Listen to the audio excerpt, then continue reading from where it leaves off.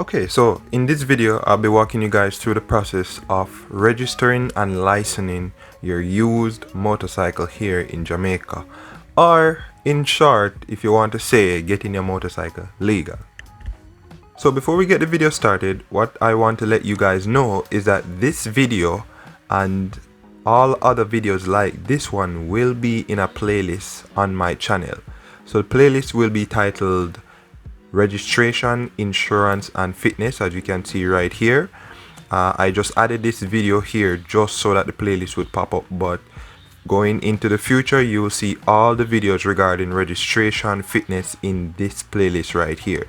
So do remember to always check out the channel, right, and scroll and you will see all my playlists. I have most of my videos in playlists, so if you're searching for a specific video, just check out the playlist and you will see that playlist, and hopefully you'll see the video that you're searching for. Additionally, do remember to always check the description of the videos. The reason why I am saying this is because most of the time when I do videos, I write a description explaining what the video is about and, you know, other basic information that is inside the video. For example, this video here that I spoke about, the Supra 250, I see some comments of persons asking me what is the price of the bike. Now if you check out the description, you'll see that I pointed out the price of the bike in the description, and also if you watched the whole video you would have seen that I made mention to the price there. So do remember to check out the description of all the videos for any information that you're looking for, and if the information is not there, drop a comment and I'll definitely answer. Alright, we'll be going over the process, the cost of everything, where to go, what to do, documents to have, and more. The first thing that you need to do is to insure your vehicle. Now, since this video is talking about used bike, I'll have a separate video which talks about registering and licensing a new bike, but the process is quite similar.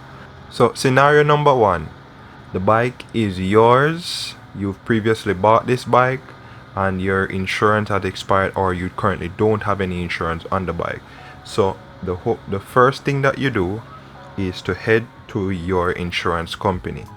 For me, I chose BCIC, which is British Caribbean Insurance Company. The reason why I went with them is because at the time when I bought my first bike, they had the cheapest rate in terms of insurance, so I went with them. Now I realize that there are other companies that are offering rates lower than what BCIC has, so you can check those out. I'll make another video about the different insurance companies that bikers can go to here in Jamaica. That's a separate video. So after you've visited your insurance company, if your insurance has ended, what you'll need to do is to start a new policy. But if your insurance is still ongoing, then what you do is to continue that policy and make your payment. So let's say that your insurance has ended. So you go ahead, let the insurance agent know that you would like to start a new policy. Basically what you do is to provide them with your ID and also the expired documents for the bike, which is the expired registration. So basically what they'll do is to start a new policy with that information. Then afterwards what you do is to make your payment. For BCIC, the third party insurance rate is 17,250.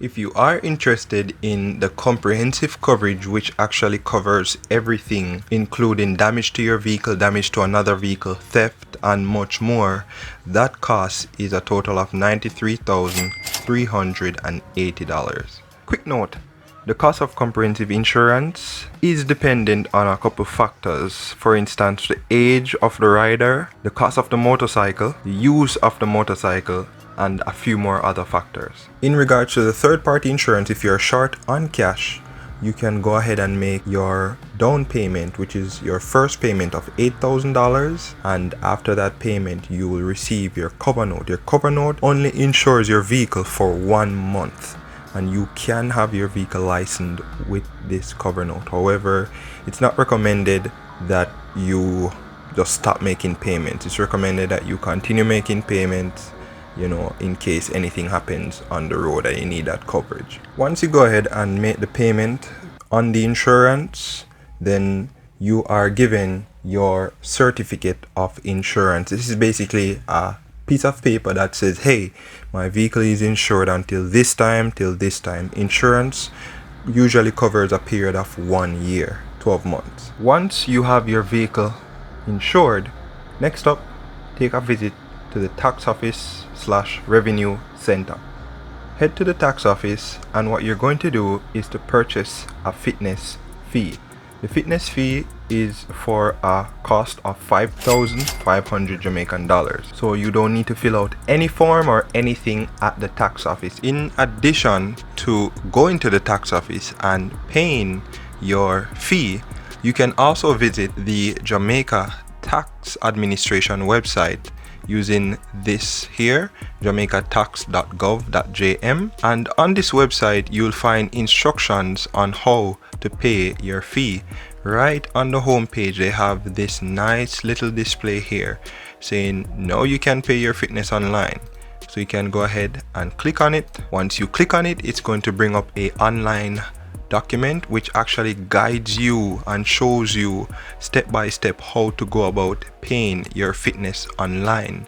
Now, I had created an account but I forgot the password, so I'm unable to log in to really show you guys the process. But in order to pay online, you'll have to have a Visa, debit or credit card in order to have your payment done online. And to be honest, it's really simple and easy to do it online rather than to go to the tax office and wait in the long lines that they have nowadays. Once you go ahead and pay the fee, then you are given a receipt. Now that receipt, do not lose it, because if you lose it, then you'll have to buy another one. Once you are given that receipt, then you go to your examination depot, whichever one is nearby or whichever one you choose. Find the relevant authorities to give the receipt to.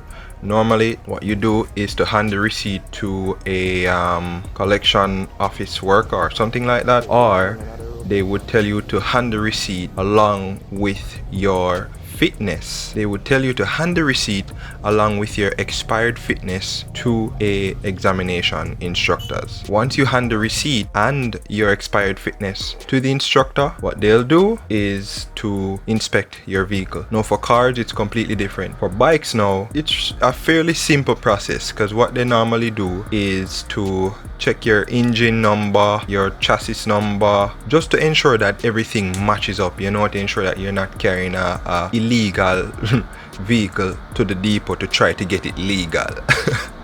So when I went to do my fitness, it was literally a 5-minute process. The guy literally just looked at my information, you know, my odometer reading, my chassis number, engine number, and that was it.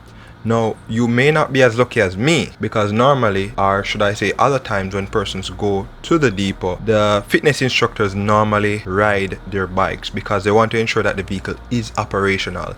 They test the brakes, they test the lights, they test everything, indicators, everything, every nook and cranny. So you have to make sure that anytime you're going to the examination depot, everything is working. You have on your mirrors, your indicators are working, your headlight is working, all those things that are needed are working. Ensure that you have a clock on the bike, because they say that the clock is very necessary because you need to know how fast you're going and stuff like that. So just ensure that the bike is in good shape before you take it to the examination depot. Also ensure that the tires are good. They check everything, they don't miss anything. They check from bottom to top, from top to bottom. Once the examiner is finished, then what they'll do is to take whatever information that they wrote, go into their office, and then they'll start to process a new fitness for you. I waited about 2 hours, literally about 2 hours or more, you know, waiting on this slip. So what you'd have to do is to wait outside until they call your license plate number. They call your license plate number, you identify yourself, then they ask what type of vehicle, you identify the vehicle, and they give you your fitness certificate. After you've received your fitness certificate, go back to the tax office. While at the tax office, what you're going to do is go to the cashier, let the cashier know that you'd like to register your vehicle. In order for you to register your vehicle, you would have to present them with the new certificate of fitness, which lasts a total of 12 months, and you'll be given the option to license your vehicle, or should I say to register your vehicle, for a period of either 6 months or 12 months, depending on the amount of cash that you have. So you'll make the choice whether you want to license it for 6 or 12 months. Now, I've also taken an extra step to ask them, what if a person does not license their vehicle for like a period of a year? So what I was told is that you would be charged a fee, and they call this a motor vehicle arrears fee. And up on the screen right now, I'll show you how much it costs per year. So per year, the cost would be $5,580.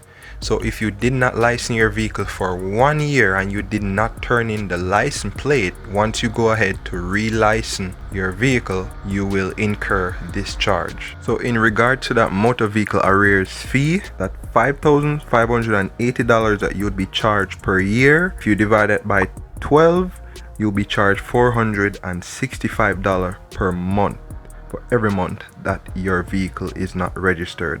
So once your vehicle fitness is up, registration up and everything, then they want you to turn in the plate so that you don't get this extra charge. So just additional information there for you. So once you finish paying the fee, they basically give you your registration sticker. Now this sticker, you place it anywhere on your vehicle, preferably somewhere that the cops can clearly see it. What I started doing is to put it to the front of my bike, but it can be, as long as it's visible on your vehicle, then you'll be alright. That sums up the whole video here in regards to license and registering a used motorcycle.